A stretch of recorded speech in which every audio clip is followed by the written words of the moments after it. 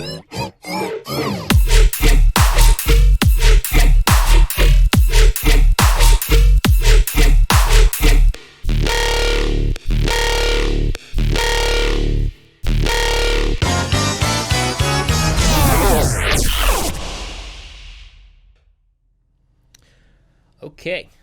what's up, guys? I think I'm gonna try to paste in a crusty intro there for my sound design breakdowns. But yeah, so I was just playing around with some random techniques last night, some really YOLO stuff, like trying to notch out every single non-harmonic frequency and making presets by key, which is something I'm still working on. More on that later. But I just stumbled across a fun thing to do with ProQ3, so let's check it out. So this is the basis of the patch. It's actually super simple. Basically just a square wave with a filter envelope on it, and then I added in a little bit of FM to get some more harmonics going on. This is just a MIDI trigger to a volume shaper, which I don't have turned on right now. So then the main thing here, the technique, I have all my processing in little separate things. The main technique here is using the dynamic filter, or the dynamic EQ in ProQ3. So you can see every time I hit the patch, these three peaks come up as it filters in, which I think is really cool. And one of the best things about ProQ3 is definitely this keyboard down here. So you can literally like figure out what, you know, notes are in your scaler, what your harmonics are in, and then you can just go through and make perfect harmonics. Then you can select them all and try them in different places.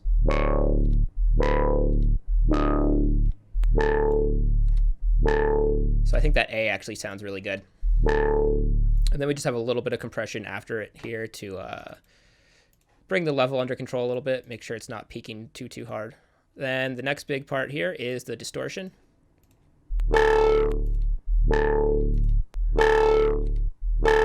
So we're just feeding those harmonic peaks right into the distortion there, and it gets that really cool distorted harmonic resonance thing. That's without the EQ. With the EQ, without the distortion, with the distortion. Then just into a little bit of saturator.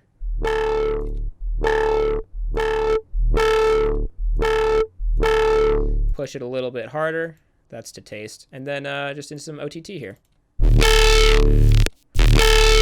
Make it really meaty. And then there's a reverb on here. I've been experimenting with and without this. Let's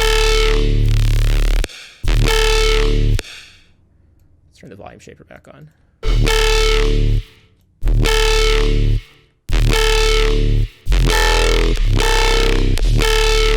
Now, the only downfall here is that, to my knowledge, there might be some sort of crazy hacker way around this, but as far as I know, there's no keyboard tracking in ProQ3, so if you wanted to render this at different notes, you would have to go through and change the frequencies in ProQ to match the note you're playing or the harmonics you want for the note you're playing, or you could potentially bounce it to audio and then just pitch it up or warp it or something like that. Here's a really similar one right here. Just a little bit different harmonics with the FM patch.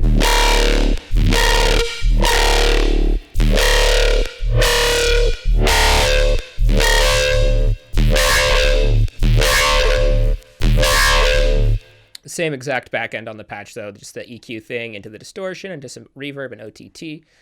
So I was playing with that and I was like, okay, cool. I love what I'm getting with square waves and some simple waves there. Really fun to just play with harmonics and distortion and do some, I guess, I'm not going to call it basic, but, you know, like bare bones sound design. But then I was playing around with the same thing. Again, EQ into distortion, we've got a little bit more processing here, some erosion into some soothe, and then into our OTTs. But this time, we're going ham with the serum patch, so let's check out what this one sounds like.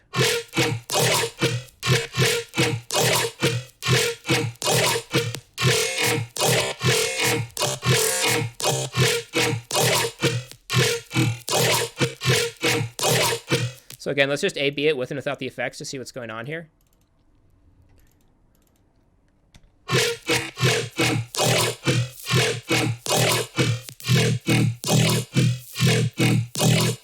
So that's without the EQ or the distortion. Let's hear it just with the EQ thing.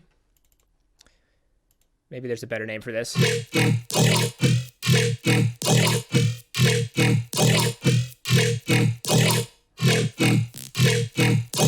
it's essentially doing the same thing here. It's just a little bit more dynamic because we're feeding it with a really harmonically rich wavetable. And then let's hear it with the distortion. And this right here is a Harmor wavetable that I made, an image line Harmor, and then brought it into Phase Plant to clean it up, and then exported it, then brought it into Serum. I just did a live stream on this. You can find it on my page, or my YouTube page. And then we could try it with some reverb on here. Man, this is a messy chain right now.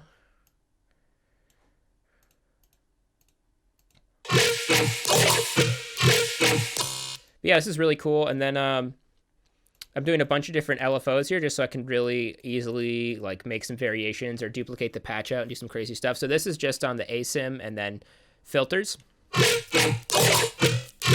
Then we've got a separate one right here just for the wavetable bend, so you can create some crazy variations.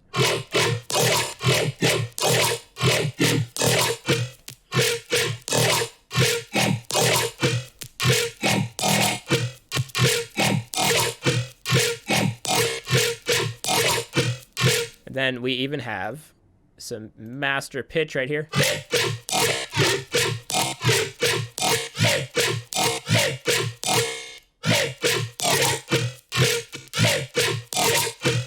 And then, yeah, I just did that. And then we're doing a little bit of automation on the wavetable position here. And then we got some variations of the patch.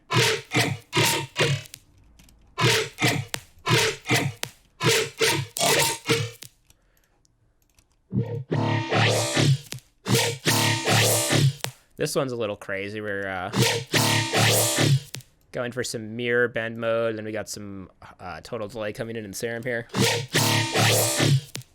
A little bit of a different approach I did here was doing really light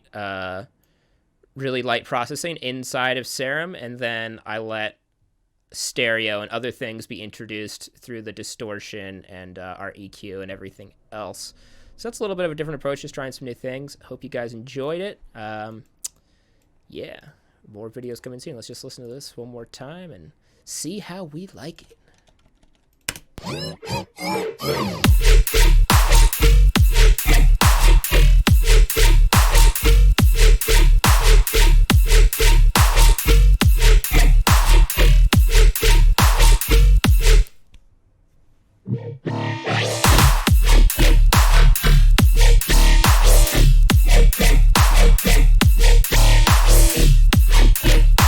Yeah, and then one last bass I have in here is just this long boy.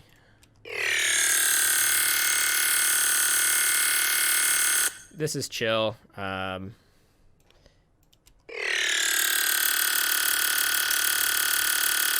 Just an FM thing here, layered with a really egregiously high FM noise. And then nothing too crazy, just reverbed it out a little bit. I think we're doing some imaging here, just to get the stereo width out, try to get it sitting nicely with the other basses. This is literally just like a fun example I made last night at like 5 in the morning when I was fucking around with this bass technique, and I thought it was cool, so I shared it with y'all. I'm working on some more formal tutorials, or I'm planning out creating some more formal tutorials right now. I've just been working on my technique a lot and trying to get my creative process dialed for my students at Salt Lake and people who've been working with me online. And it's going pretty well. So check it out. Stay locked. Spungus out.